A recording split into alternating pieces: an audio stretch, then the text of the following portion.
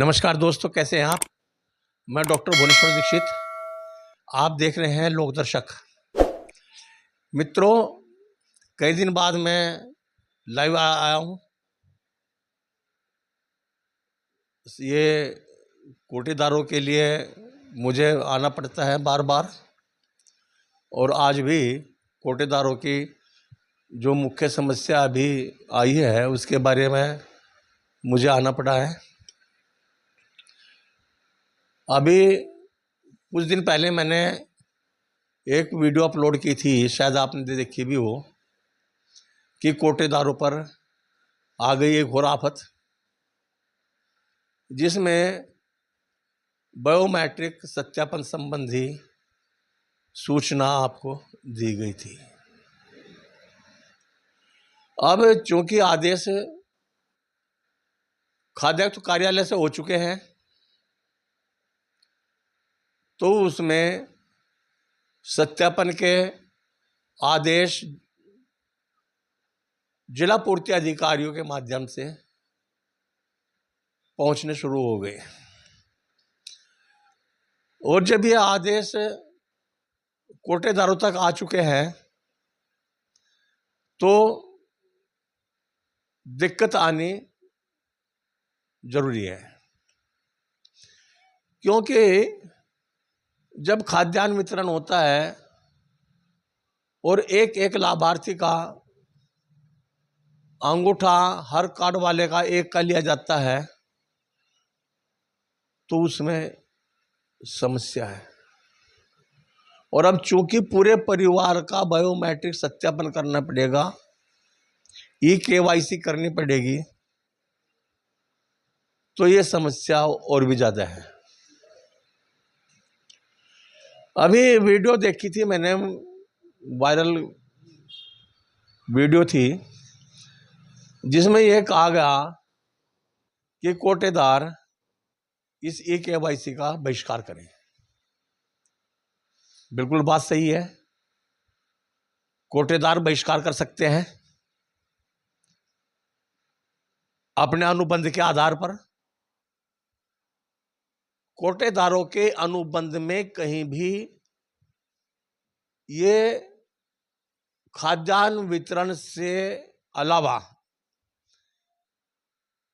कोई भी ऐसा अनुबंध का पॉइंट नहीं लिखा हुआ है कि वो अपने खाद्य व्यवस्था से अलग कोई दूसरा काम करे। जबकि चुनाव में पटवारी आपके दुकान पर आ जाते हैं, कहते हैं कि बोर्ड लिखवाओ जी,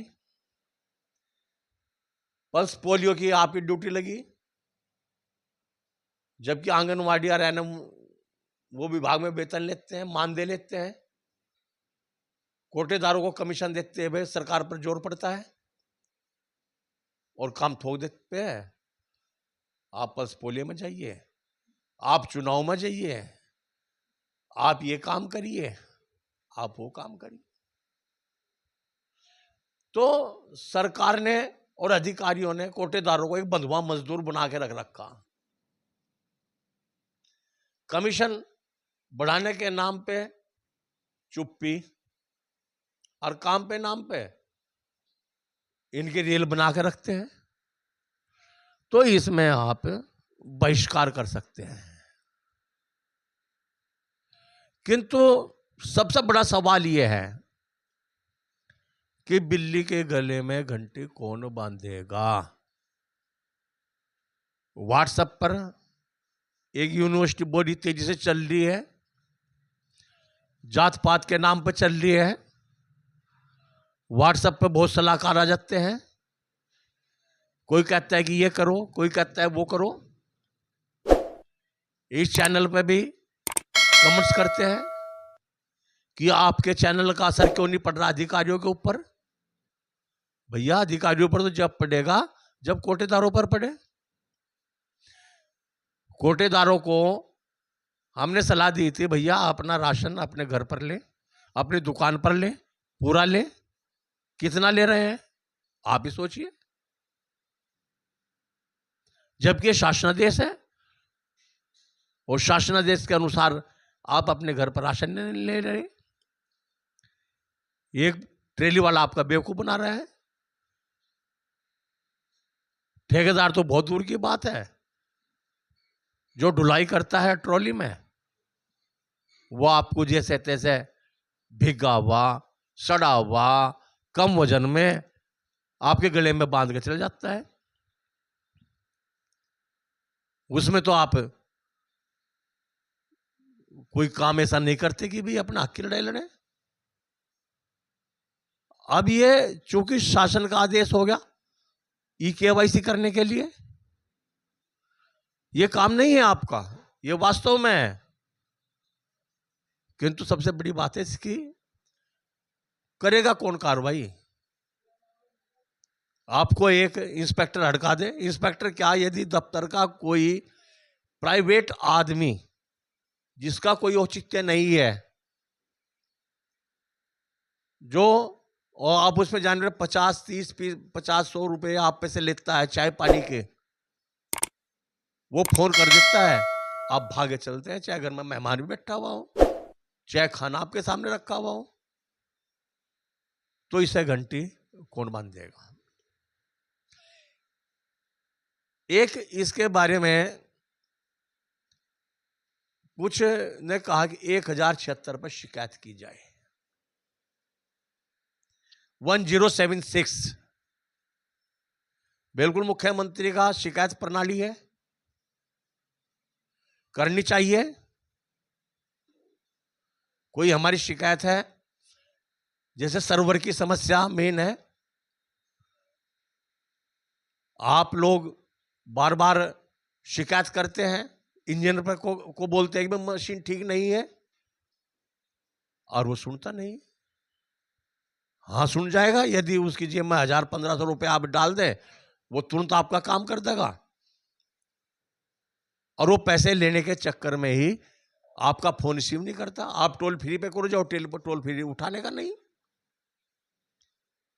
1076 पर आप शिकायत करिए,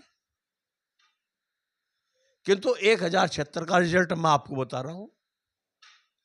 जनवरी में हमारी पानी की व्यवस्था बाधित हो चुकी थी, कोई पानी का पाइप फट गया था, मैंने 1076 पर और जन सुनवाई पर शिकायत डाल ली। 2 दिन तक पानी नहीं आया, उसके बाद भाग दौड़ करके फोन करके 1076 और जन सुनवाई के माध्यम से नहीं, व्यक्तिगत रूप से वो पानी का पाइप ठीक कराया, किंतु उसका जो निस्तारण था वो लखनऊ से फोन मेरे पास अब मई में आया। जनवरी, फरवरी, मार्च, अप्रैल, मई, कह लीजिए हम लखनऊ से बोल रहे हैं, प्रधानमंत्री मुख्यमंत्री कार्यालय से, और आपकी शिकायत थी। हमने कहा भाई कौन सी शिकायत थी आप बताइए? कह लीजिए पानी की शिकायत थी, आपके यहां से पानी आ गया। मैंने कहा भाई 6 महीने पुरानी शिकायत है, आज पूछ रहे हैं। तो ये हाल 1076 का और जन सुनवाई का है। हां, यदि कोटेदारों के खिलाफ यदि कार्डधारक भी एक शिकायत कर देता है तो आपके महकमे में खलबली मच जाती है। आ जाओ भाई, आपकी शिकायत है, ऑनलाइन शिकायत है, उसके शिकायत का निस्तारण कैसे आप करते हैं वो आपको पता। या तो शिकायत करता के पैर पकड़ो, उस पर लिखवा के दो, कोटेदारों के लिए तुरंत कार्रवाई, और बाकी किसी विभाग के लिए 1076 और जन सुनवाई काम नहीं करती। बड़ी अजीब दास्तान है, बड़ी अच्छी सरकार चल रही है। तो इसमें सुझाव मेरा एक है कि ई-केवाईसी के बारे में तो आप विभाग से नहीं लड़ सकते हैं, ये मैं साफ बता रहा हूं, लाग लपेट वाली बात हमारे पर नहीं आती। हम कहें कि आप बहिष्कार करो, बहिष्कार कर सकते हो करो, अच्छी बात है, अब जहाँ आती है मशीन की बात, मशीन के नेटवर्क के सर्वर की। आप एक एप्लीकेशन लिखिए अपने जिला पूर्ति अधिकारी के नाम या डीएसओ के नाम या डीएम के नाम या जिलाधिकारी के नाम लिख करके तीनों पे, दोनों पे जो अधिकारी है उन पर प्रतिलिपि कर दें, अच्छी टाइप करा के कागज पे कि सेव में श्रीमान जी मेरी मशीन की समस्या है, वितरण बाधित हो रहा है, मशीन का संचालन सही नहीं हो रहा है, सर्वर नहीं आ रहे हैं, या मशीन खराब है, या वो तोल कम कर रही है, जो भी समस्या है। और कई बार हमने शिकायत कर ली, टोल फ्री नंबर पर कर ली, इंजीनियर को बोल दिया, किंतु हमारी शिकायत का समाधान नहीं हुआ। इसके मशीन की जो व्यवस्था है उसका मेंटेनेंस किया जा, उसमें जो कमी है वो सही किए जा, क्योंकि जब तक मशीन सही नहीं होगी वितरण कार्य में व्यवधान रहेगा, स्पष्ट लिखा है। और एक बात और ध्यान रखा है कि यदि आपने एप्लीकेशन वहां डाल दी, उसे रिसीव करवा कर ले और वितरण मत करें। ये भी ध्यान रखने वाली बात है। ऐसा नहीं कि आपने वहां शिकायत कर दी, आपने रिसीव कॉपी ले ली और फिर किसी घुड़की पर आके, किसी कार्ड धारक के घुड़की पर आके आपने मशीन चला ली, उसमें फिर आप गलती पा जाओगे। जो भी काम करना है ठोस करना है। तो मेरा वीडियो बनाने का आज ये वो था उद्देश्य है कि 1076 की आपको बात बता, मैं जन सुनवाई की बात बता, मैं आप करें, कोई दिक्कत नहीं, करने में अधिकार है आपका, किंतु इसके साथ साथ आप एप्लीकेशन एक अपने एसडीएम को, जिलाधिकारी को या जिला पूर्ति अधिकारी को सीधे ना दें, डाक में दें और उसकी रिसीव करवा के, मोहर करवा के अपने पास रखें और एक फाइल बना लें। मैं सलाह दे रहा हूं आपको कि एक फाइल बना लें, उस फाइल में वो शिकायत फाइल होगी आपकी। आपकी मशीन बंद है जब शिकायत, आपके राशन कम आ रहा है जब शिकायत, या कोई और समस्या है वो शिकायत, सबकी रिसीव कॉपी अपने पास एक फाइल में लगा लें।